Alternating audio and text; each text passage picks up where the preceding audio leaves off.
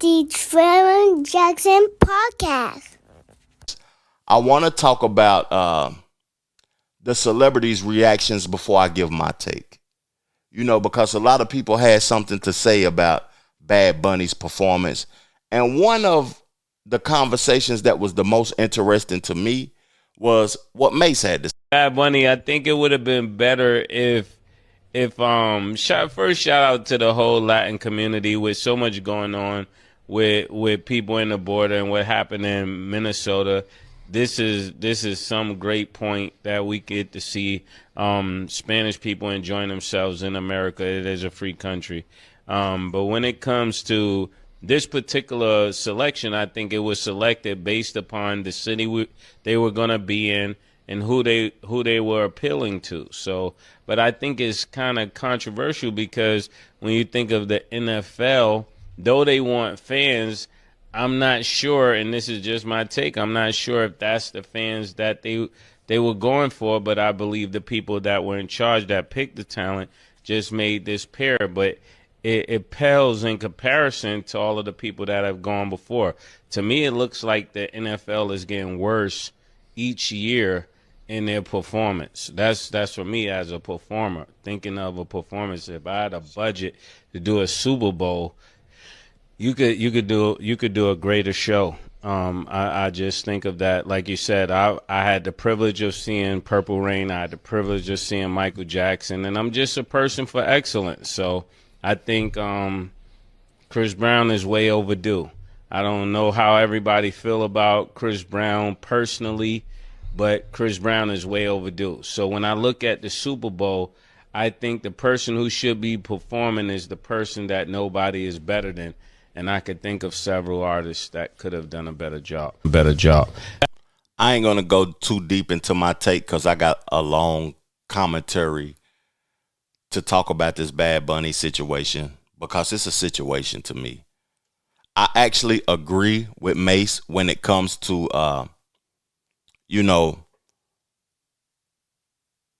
it's getting worse. It's just worse.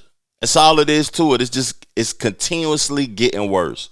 The LA show, when they had Dr. Dre, Mary J. Blige, Eminem, 50 Cent, Snoop Dogg, and all of them, phenomenal show. Round of applause. The next year, when Usher did his Las Vegas residency to be able to perform at the Super Bowl, Usher is a once-in-a-lifetime type of talented individual. He's a special type of individual. Hell of a performance. Hell of a performance. To me, that's actually the last good one. Kendrick Lamar. That's interesting because I like Kendrick Lamar a whole lot. He's one of the greatest rappers of all time. But his performance to me at the Super Bowl, it was mid. It was mid. I'm just going to be honest with you. It was a mid performance. But I can't knock Kendrick because he's the first solo rapper to ever do it. And that was just a challenge in itself to be the first rapper to do it solely by himself. And he prioritized gang culture, the unity of gang culture, beef and symbolism and hidden messages and all of that. And I feel like the Super Bowl has to be straightforward and more fun. It was kind of dark on that part, on that aspect of Kendrick Lamar's performance. And this Bad Bunny performance, I'm going to give my take on that shortly. Mace poked at Jay-Z. He said this performance was based upon the city. So what you saying? San Francisco and the LGBTQ community, he didn't get specific, but I understand what he was trying to say about this Bad Bunny performance and it being located in San Francisco. I want to talk about the alternate because do y'all remember when Bad Bunny got announced, Charlie Kirk's wife and Turning Point USA and Trump and all of those individuals, they was upset that a person who speaks Spanish in a different language and an individual from Puerto Rico was performing.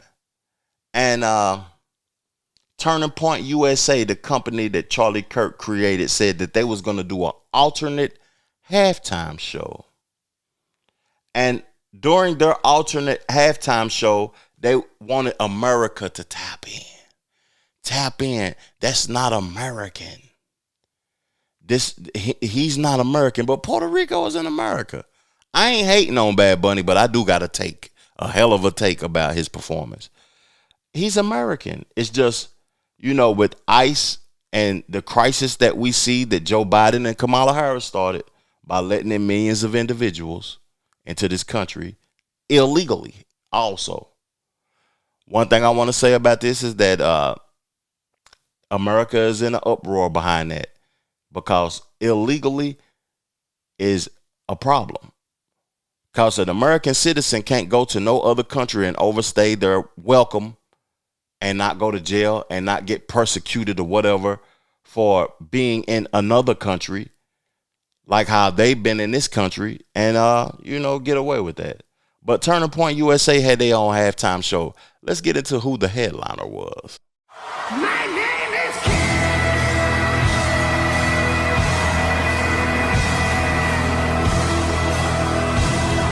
It's King, baby. Hey, you don't quit. Hey, you don't quit.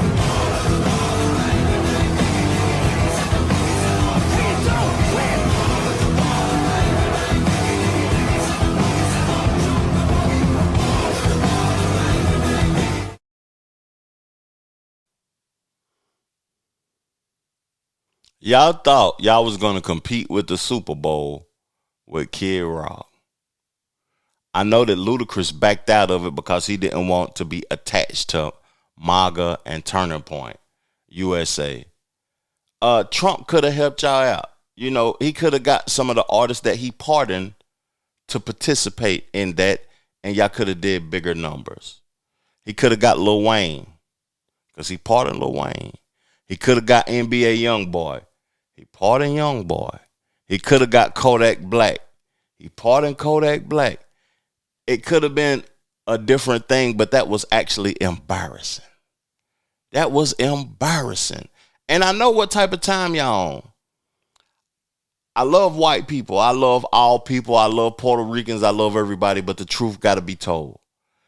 Y'all dealing with a state of a lack of growth in y'all ethnicity and y'all race and all of that, and y'all being overtaken by blacks and Mexicans and Spanish born people. This is going to be a mixed country. I identify as foundational Black American, but at the end of the day, this country is headed towards a state of a coloring of a multitude of people, just different people. And white folks is in a genetic survival state right now. It used to be 74, 80% white, this country. Now it's like in the 60s.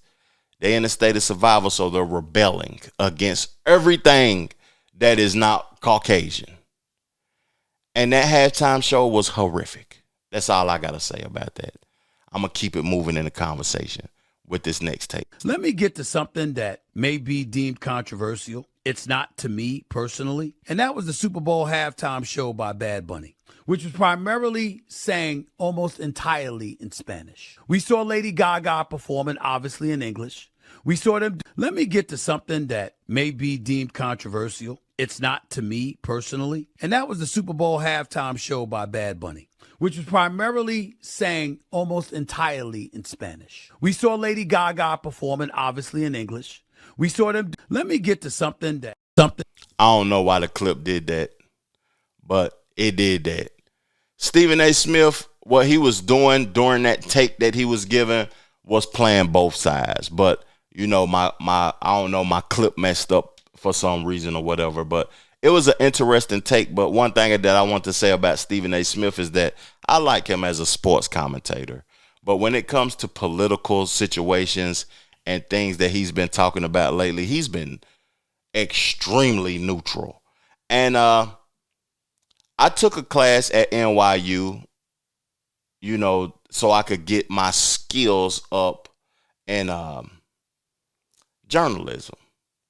And by me taking that class, I stopped 3/4 of the way in. I should have got my journalist license though from NYU, but I stopped halfway in because they was teaching being neutral. They was teaching values that I don't appreciate. And what was cool about it though was doing your research and getting up to speed on the topics at hand though. But I feel like media is going in a direction where journalism is dying. Just being a true journalist and what they teach to be a journalist is dying because people don't want you to be neutral. People want you to pick a side. Make it make sense. Let's get into what Trump tweeted out about Bad Bunny's performance, and I'm going to give y'all my take and get up off of this thing. Trump said the Super Bowl halftime show is absolutely terrible. One of the worst ever. It makes no sense. As an affront to the greatness of America and doesn't represent our standards of success, creativity, or excellence. Nobody understands a word this guy is saying. And the dancing is disgusting, especially for young children that are watching from throughout the America, USA, and all over the world. The show is just a slap in the face to our country, which is setting new standards and records every single day, including the best stock market and 401ks in history. There is nothing inspirational about this mess of a halftime show, and watch it. We'll get great reviews from the fake news media because they haven't got a clue of what's going on in the real world. And by the way, the NFL should immediately replace this ridiculous kickoff rule. Make America great again. President Donald J. Trump. You know, he got a point. I actually thought that the halftime show was trash. I'm getting ready to get into my take. I thought that the halftime show was trash. It doesn't have nothing to do with him speaking Spanish. It has something to do with him not being a good performer. I know what people feel like it represents. I seen all the females reposting love. The only thing that defeats hate is love. Man, stop it. Stop it. You can get females with a sensitive quote effortlessly. To be honest with you, when I look at this though, the scenery was cool. You can make anybody successful with great scenery, with dancers, a good beat. The only thing he was doing basically was ripping our culture off, black culture. That's what a lot of people do. He is rapping in Spanish. He's a rapper. I thought he was, is Bad Bunny, what is he to y'all? A singer or a rapper? This ain't for me. This may be great to some people. I'm not a hater, but this ain't for me. Real talk. This was garbage. Garbage. When I seen the celebration of the LGBTQ and by it being in San Francisco, this man has dressed up as a woman before with boobs. He kissed niggas on stage and all of that old type of stuff. This ain't for me, man. You know, a lot of people, I don't got nothing against the LGBTQ community, but don't put it out in the public for the children to see it. I don't even, you know, another thing also, I was talking to the La Familia about. Children are impressionable. When I say children are impressionable, I mean, when I grew up and MC Hammer was piping hot, I wanted the Hammer pants. You know, when Michael Jackson was out and he was piping hot, I wanted the jacket with the zippers on it. I wanted to be like Mike. I used to be in the house moonwalking and all type of shit. When I look at this, how many young boys are going to want to be bunnies? You know, they're going to say that they such and such bunny. I'm Trail Bunny, Bad Bunny. Come on, man. This is crazy to me when I look at this show and this performance and the embracing of it, and mothers that have sons approving this. When your son come home looking like Magic Johnson's son, don't think that we about to have sympathy for you. Real talk. I feel like, you know, everything should be accepted in the world. I seen the internet and social media in an uproar when this performance was going on. I feel like in America right now, everything that's popularized is to create a state of arguing, aggressing, debating, people feeling like they should have something to say. Everybody should have a voice for the viral moment and all of that old type of stuff. I don't agree with it, but at the end of the day, is this the world we live in? I don't want to continue on with the conversation about this Super Bowl halftime performance, but Jay-Z, you got to do better, big dog. I understand what you're doing, though. You know, it's effort. The job that Jay-Z is actually doing is an easy job because he just getting the hottest artist of the year to perform. You only got 2 options now, or 3. Now you got 3. Now you got 4. Who I would like to see first, Chris Brown. Second, Kanye West. I think he'll throw a hell of a show.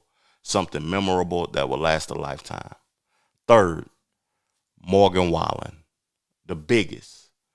He one of the biggest, and he from my hometown. Salute to Morgan Wallen.